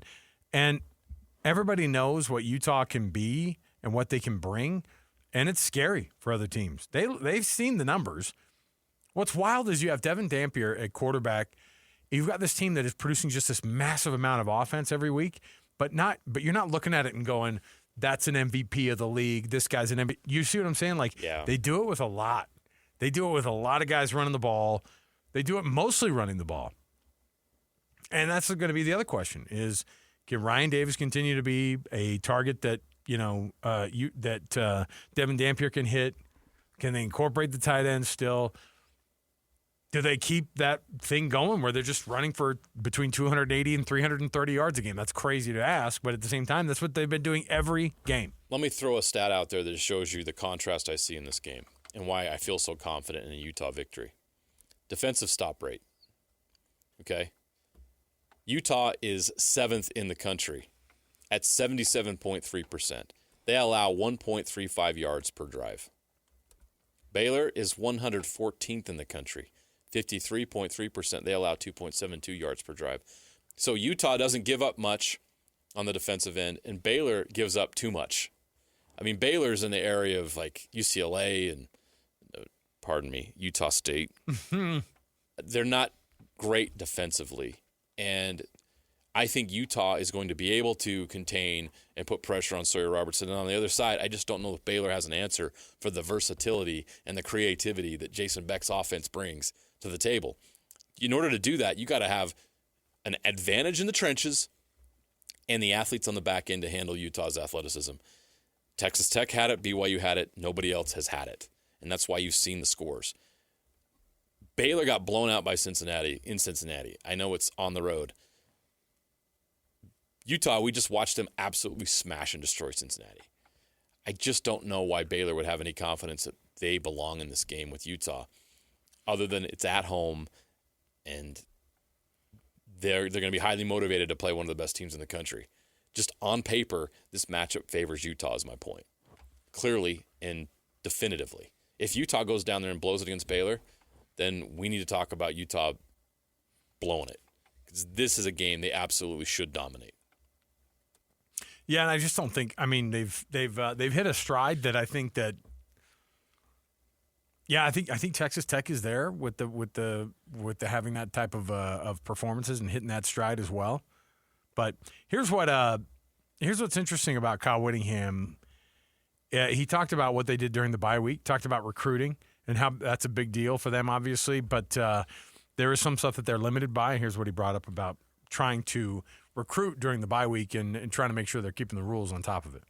We do a good deal of recruiting on the bye weeks. The NCAA has scaled back how much you can be out. I think it's now 40 days. So if you send 7 coaches out for 1 day, that's 7 days. One coach goes out for 4 days, that's 4 days. So 40 total opportunities. Yes, we do it, but not as extensively as we have in the past because of the limitation. He brought up the recruiting stereotypes about Utah and some of those things and what they have to deal with, and here's what he said about that.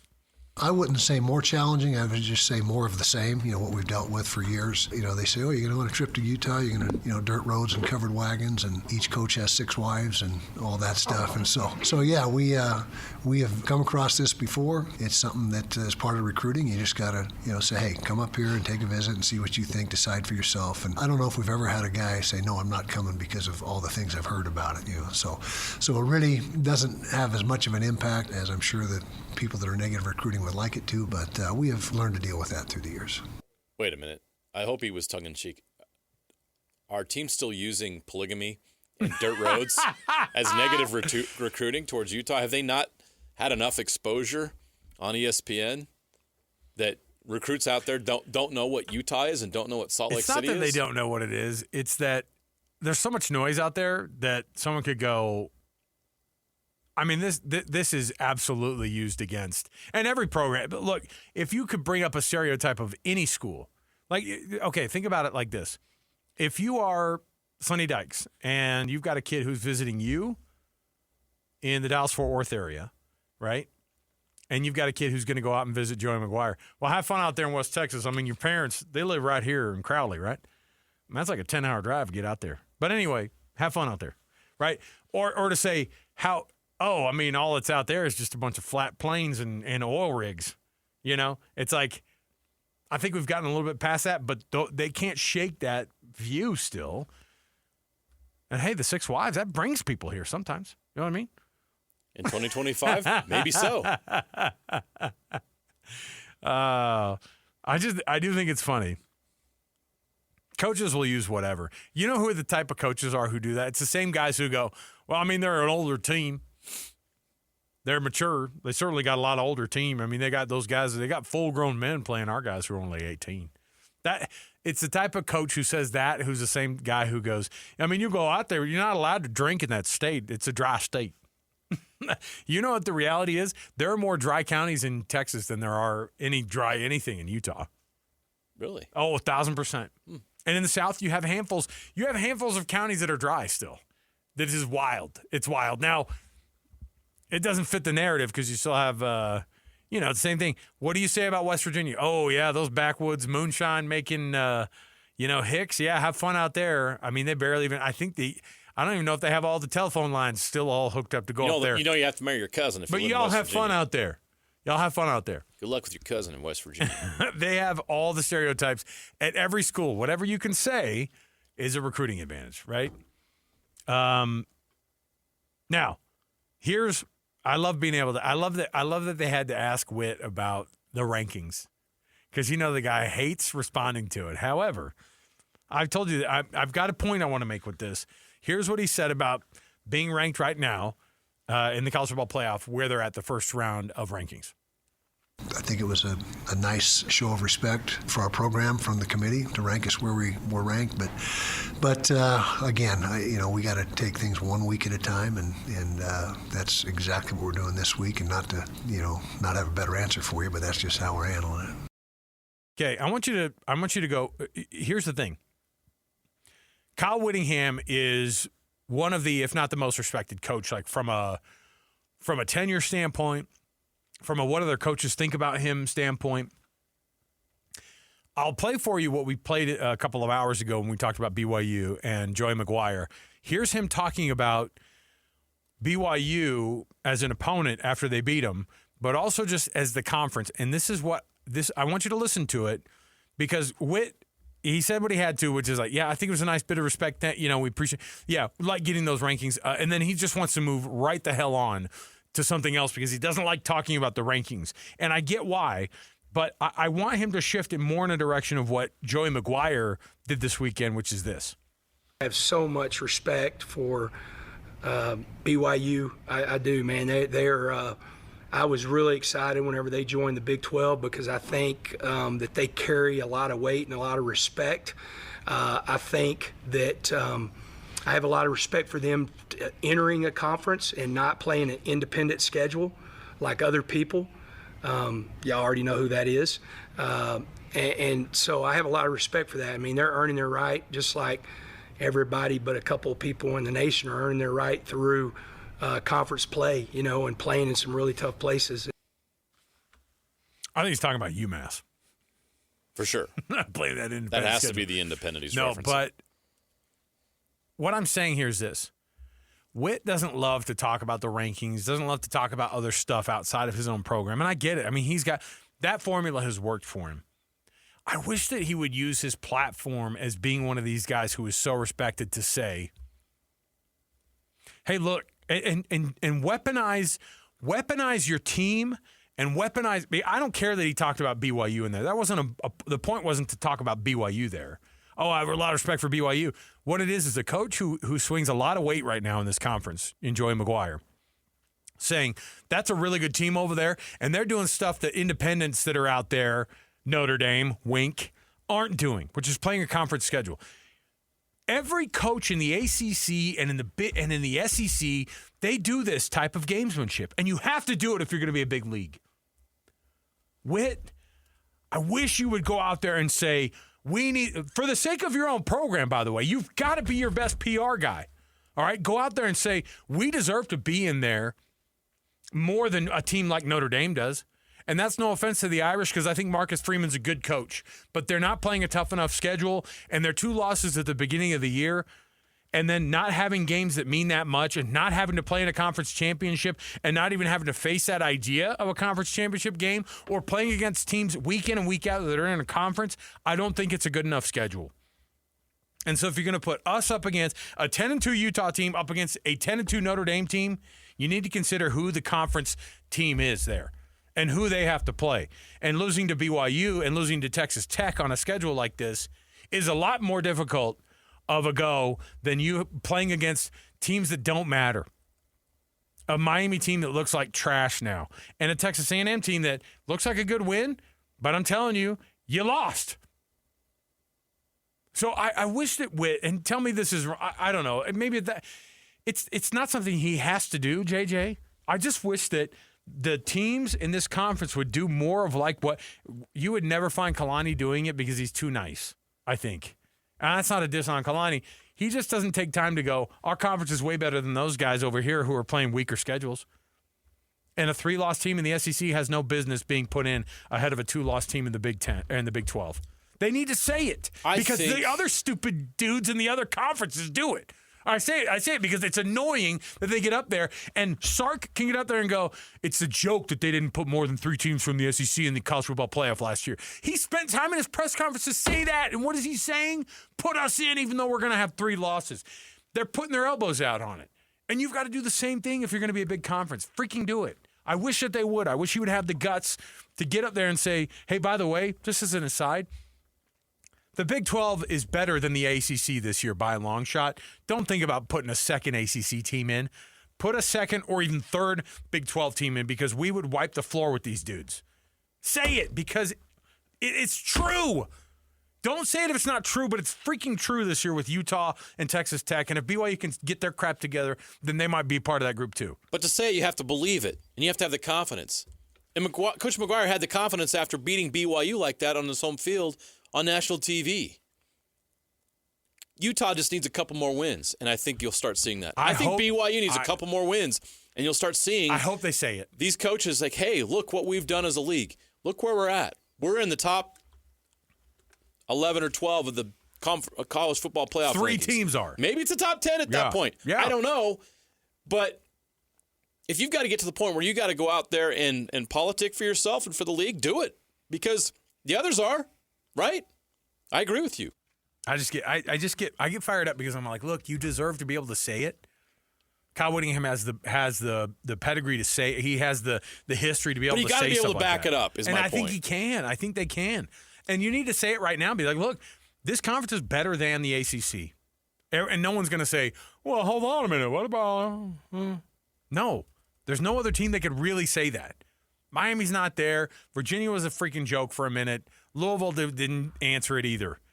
And if Georgia Tech's a team you're hanging your hat on, then for sure there needs to be multiple teams from the Big 12 getting in versus the ACC. And you shouldn't get a 5th or 6th team in if you're the SEC just because you're the SEC, man. It's not good enough. All right, we'll take a break. Come back. Hey, what do we have around the corner? A little Jazz Daily getting you ready for the Jazz versus Timberwolves tonight. The last team that the Jazz played were the Timberwolves. How'd that go in Minnesota?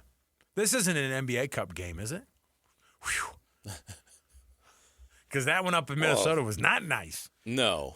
But, hey, the Jazz floor for NBA Cup floors is pretty nice. Are we eliminated from contention? Not yet. From the Cup? Not yet. All right. We're still in group play. Gosh, I want to win that trophy. I want to win that trophy. Someday. I don't know what it looks like, but I want to win it. Okay? All right, we'll take a break. We'll come back. We got more to go. Jazz Daily next, 97.5, the KSL Sports Zone. You know what's coming. Your daily deep dive into everything Utah Jazz. It's time! All season long and even in the off-season. It's Jazz Daily with JJ and Alex on your exclusive home of Utah Jazz basketball. 97.5, the KSL Sports Zone. All right, welcome back, everybody. JJ and Alex, 97.5, the KSL Sports Zone. Thanks for being with us on the program. Hey, Hans and Scotty tomorrow are going to be out at Sound Sleep Medical, 8941 South, 7th East in Sandy. Go check it out. That's where they'll be tomorrow. Jazz Daily, firing it up here. Yes, the Jazz back at home tonight. Walker Kessler, of course, out for the 2025-2026 season. After we found that out last week, then there's the reality of it setting in and what the rest of the year looks like. Now, the injury report tonight, of course, the ones that aren't just like the guaranteed going to be out. You're still haven't seen George Niang yet for this year. Got the foot issue. Walker Kessler, of course, out for the year. Kyle Anderson and Taylor Hendricks are going to be both out on the final injury report for today. Hendricks with the right hamstring soreness associated with his injury from last year. Still trying to figure that whole thing out. And then Kyle Anderson out with lower back soreness. As an old guy, also an old guy in this studio, because Kyle Anderson's kind of one of the older guys, in the locker room, comparatively to these younger dudes, right? Slow-mo Kyle. Low back soreness tracks on the old guy. No doubt. Now, Hendricks being out, you talked about this. I was like, oh, man, what are we looking at with that? And it was like, nah, it's pretty normal to have the injury that he had and to have the hamstring that is still sore, trying to figure out coming back from the lower leg injury. Your upper leg is still trying to figure some things out. There's a body imbalance. One leg's stronger than the other, and so the other leg's trying to catch up. And in the effort to catch up, it's going to strain itself, and it lends itself to hamstring issues. Well, I've had this experience in my life before. Taylor Hendricks is one of these guys that is going to be asked to maybe stretch a little bit to make up for a missing Walker Kessler. He's not, they don't look at him and go, you better play 5, but he's athletic enough to be a good defensive dude under the hoop. Shots and protect the rim a bit. And so having him out obviously is another part of a tough, deal that you got to deal with here. But the Timberwolves coming to town. That was an ugly game last week against Minnesota. How do you get back and get right as you come back home if you're the Utah Jazz? Well, and this is the hard part. You're going to have to defend better, right? So if you play like that and you give up that much, the defense is the issue. I mean, they were down 30 in the first 8 minutes or whatever it was. I know. It felt like. And so, I mean, it's hard because you know the issue, but their roster's not built, especially after these injuries, to be able to overcome that. So how do you overcome that? I'm sure that Will Hardy and his staff are really good, and they'll give his team the best chance to overcome it. But Minnesota just has too much talent. This is one of the highest payrolls in the league. I think they're the second highest payroll in the league right now. Anthony Edwards is one of the best players in the world. The Jazz just are going to have some guys really step up, shoot the ball well. I think offensively, and it's weird, I don't think you want to get in a track meet with this team because I don't think that's how you beat them, but I think that's how you beat them.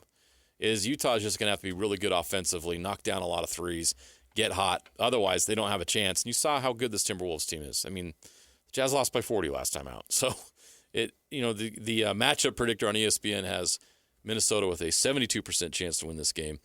And imagine being a 7.5-point favorite in an NBA game on the road. That's what Minnesota is tonight.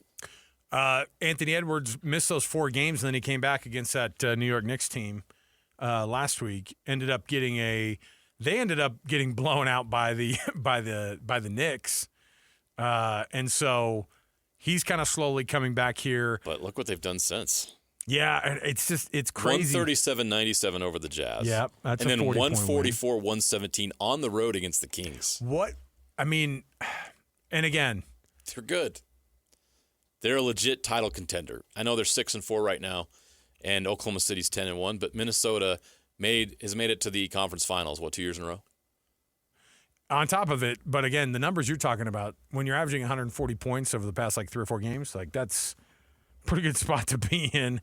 They're an offensive juggernaut, and this team, this Utah team right now on defense is beyond suspect. It's really struggling because its best defender is hurt for the rest of the year. And even other folks who are asked to step up are still trying to figure out where their position is. What does a 4-5 type of a look for the Jazz look like on a night like tonight? Well, you're going to see a lot of Kevin Love, right? Kevin Love's going to have to play, and that's you don't have a lot of depth at that point, right? So you're going to have to call on guys to play a little bit more minutes than you're used to playing. Let's just look at what they did in the last game. How did they handle this? I go to the box score and I see the minutes, and you have Svi? Yusuf Nurkic obviously playing 19 minutes. Svi, I mean, he didn't even play. Has Flip he had 18 minutes in that game. He was minus 27 on the floor. Has Flip not been getting the minutes we thought he was going to get? Flip had 22 in that Minnesota game, minus 24 on the floor, but everybody was minus, so that's not really something to look at. There's just not a lot of depth at the center position, is my point. Kevin Love only played 3 minutes against Minnesota the other night. There's just not – so instead of worrying about who's the 4-5, I think you just go out there and you try to just play free and play fast and try to neutralize the size advantage that Minnesota has against you, because you just don't have the dudes to play those positions that are gonna be able to handle guys like, how do you defend Julius Randle? What do you do about Rudy Gobert on the other end, right? I mean, they're versatile. They got a lot of guys. Naz Reid coming off the bench is really good. That's a good basketball team with a lot of depth, and Utah can't match it. So what do? You just got to try to find a way to speed up the game, take away their size advantage as much as you can, and other than that, and pray. I got nothing else. It's a tough matchup for the Jazz. It really is. With these guys out, it's just a tough matchup. I'm sitting here trying to formulate some kind of plan, like you're saying, what kind of rotation things. Well, you all you have right now is Yusuf Nurkic and Kevin Love and Kyle Filipowski essentially as bigs, and Taylor Hendricks is out, and you don't even have Kyle Anderson out there, who played 12 minutes in the last game. you're just going to have to figure it out. I don't know. Just throw guys out there and try to run up and down the court. The good news is you can get some consistent minutes out of guys that, obviously you want to see what Ace Bailey can do with extra minutes, and now that he's getting back to kind of the health situation. And then obviously see what the progression continues with Keontae George, right? Guy who's been really nice for this team while, the losses are starting to come. You still want to see the development of your guys. And so Ace Bailey played 24 minutes in the last game. I want to see more Ace Bailey. The Jazz lose by 25-30, fine. I want to see more Ace Bailey. Okay. Right? They have a 4-game homestand here. Starts tonight. You got the Timberwolves tonight. You have the Pacers tomorrow. And then they have the Hawks who come into town on Thursday, and then the Bulls on Sunday. So they get the full week at home here at Delta Center before hitting the road again and taking on the Lakers come next Tuesday. So there's still a lot of these nice look. Get out and see what this lineup looks like. That's what I'm saying. Come out and see what these young dudes can do, and this is what you wanted. We want to see what these young guys can do. Delta Center's going to be rocking, even with the team not playing very well. So we'll come back. Got more to go around the corner. We'll get you ready for the Jazz pregame coming up top of the hour. On top of it, we got our best and worst next, so you don't want to miss any of that. Stay here, 97.5 the KSL Sports Zone. Wrapping up the hour with our picks for the best and worst moments on today's show. As JJ and Alex want to hear your best and worst of the day.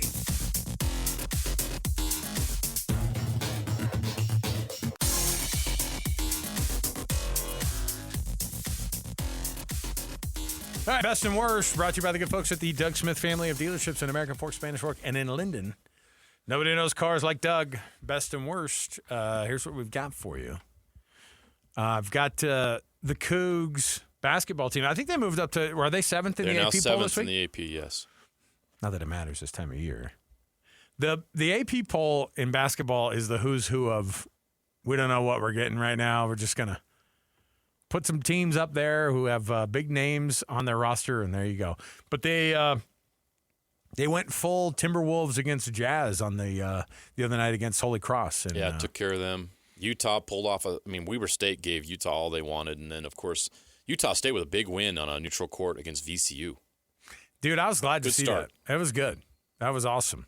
The worst of the day, you decide, I guess, what the worst of the day is going to be for you, because it could be a lot of things for you. If you're a BYU fan, probably thinking about that game at Texas Tech on Saturday, that was the worst. Still stings. Move on. That's all you can do. Jazz versus Timberwolves are going to be over here at Delta Center, and I will say I'm looking forward to this one, JJ. It's going to be one we can see what this team's going to be made of when you got a bunch of guys on the court. Yeah, you don't see if they can fight see all the time. Let's go. All right, for JJ, for our producer Alex, I'm Alex. We'll see you next time, everybody. Pregame starts up next for the Utah Jazz, 97.5 the KSL Sports Zone.